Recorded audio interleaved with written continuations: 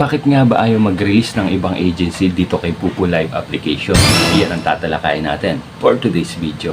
Bago natin simulan yan, please make sure muna nakasubscribe ka and then naka-hit all the bell button ka para ma-notify ka every time na may bago tayong video na i-upload. Let's go!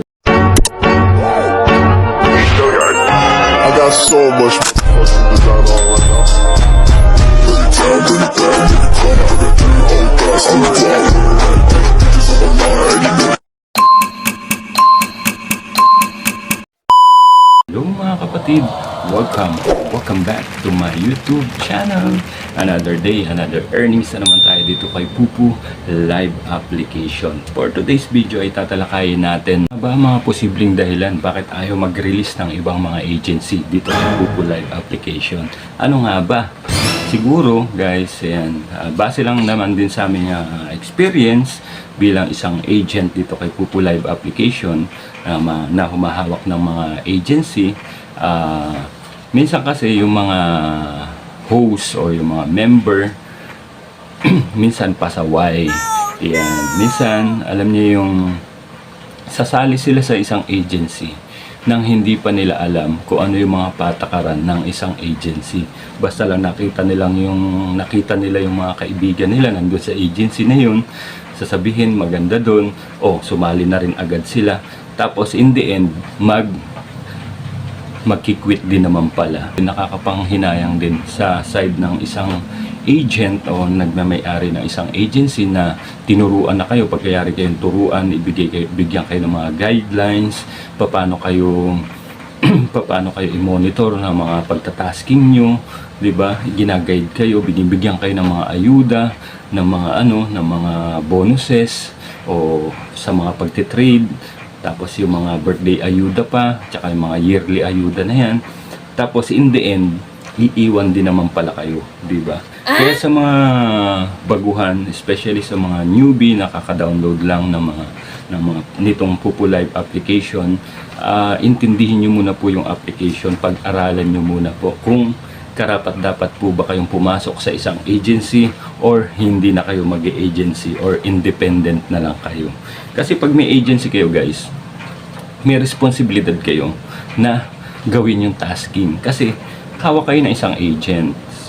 Siyempre, kailangan nyo magtrabaho. Para sa inyo po yun. Hindi para sa isang agent o para sa isang agency. Kaya po kayo pinupush na magtrabaho para kumita kayo. Hindi po yung para sa isang agent na ayoko na nga mag-tasking kasi kikita din naman yung agent sa akin. 0% po ang natatanggap ng isang agent. Kahit mag-tasking po kayo o hindi kayo mag-tasking, wala pong makukuha yung isang agent dyan. Kaya ang gagawin nyo po dyan, kayo mismo magtatrabaho para kumita kayo.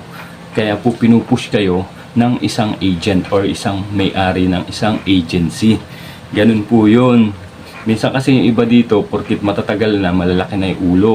Kaya sasabihin, kumikita daw yung isang agent sa pagtatasking, wala pong kinikita. Kayo po mismo kumikita doon dahil pumapasok po sa inyo yung points na tinasking nyo. Sa inyo po yun.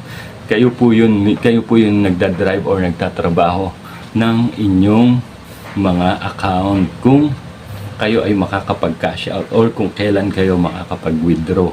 Dito kasi kay Pupu Live Application, especially sa mga newbie, may makita lang na kakilala, pumasok agad ng agency na hindi pa naman nila alam kung ano yung sistema ng isang agency.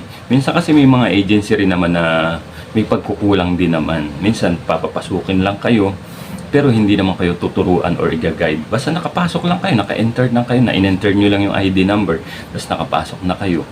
Tapos pag nag-quit kayo, pipigilan kayo kasi nga nakapasok na kayo. Di ba? May mga ganong agency.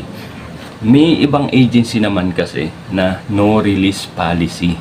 Iyon naman po talaga yung patakaran ng isang agency. Karapatan po ng isang agent yun na bigyan ng isang rules ang isang agency na mag no release policy.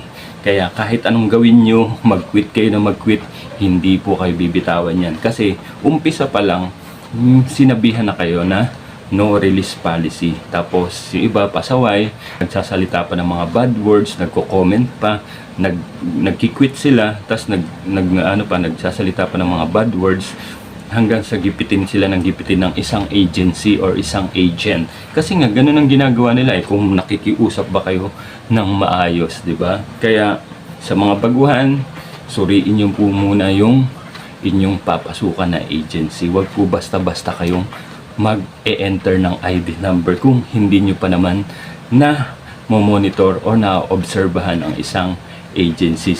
At siya nga pala guys, kung kayo ay mga naghahanap ng mga Korean short video, perfect at bagay na bagay sa inyo tong si Sugar Short at si Drama Pulse. Nagpapalabas po sila daily, every 7:15 ng gabi. Uumpisahan niya ni Sugar Short at susundan naman po yan ng 9:15 ng gabi si Drama Pulse. Kahit ano pang hinihintay nyo, isubscribe nyo na po sila para tuloy-tuloy ang inyong panunood ng mga Korean short video. Kaya subscribe na! Ikaw ba isang gamer o isang live streamer at namumroblema ka kung saan bibili ng murang bilihan ng coins? Tara na at mag-top up gamit si Coco DP! Paano pumunta sa shop nila? I-click nyo lang po ang mga link na nakapin comment sa description down below. At bubungad na po kagad sa inyo dyan yung mga top sale, direct top up na bagay sa mga gamer na mahilig sa Mobile Legend, PUBG, Genshin Impact at marami pang iba. At kung ikaw naman ay isang live streamer na katulad natin, piliin nyo lang po kung anong application ang ginagamit nyo dyan. Nandyan po si Bigo Live application, si Pupu Live application, si Imo, si Star Maker, si UpLive, si Miko, at syempre nandyan din yung nag-iisang si Chamet application at si Sugo application. Piliin nyo lang po dyan kung anong application ang ginagamit nyo para makapag-top up na po kagad kayo gamit si Coco DP. Kung Pupu user ka, i-click mo lang po si Pupu Live application at i-enter mo na kagad yung mga ID number nyo.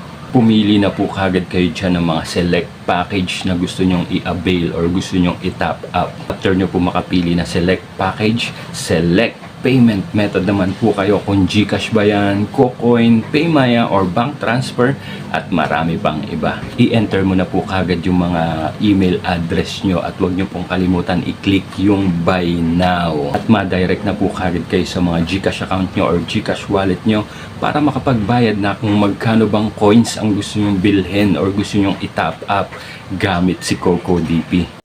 Ilang minuto ay check nyo na po kagad yung mga Pupu account nyo kung dumating na yung mga in-avail or mga itinap up yung coins gamit si Coco DP. Kahit saan ka pa, dito na tayo sa legit na legit ang nagte-trending, fast transaction, very affordable. Dito na tayo sa murang bilihan ng coins, kay Coco DP na tayo. So, ganun lang kadali guys. Sana nakatulong ang video na to. Hanggang sa mga susunod pa natin mga video tutorial na gagawin. Maraming salamat sa mga bagong subscriber natin. Patuloy nyo lang po kami suportahan hanggang sa mga susunod. Salamat sa pagtanaw. Amping!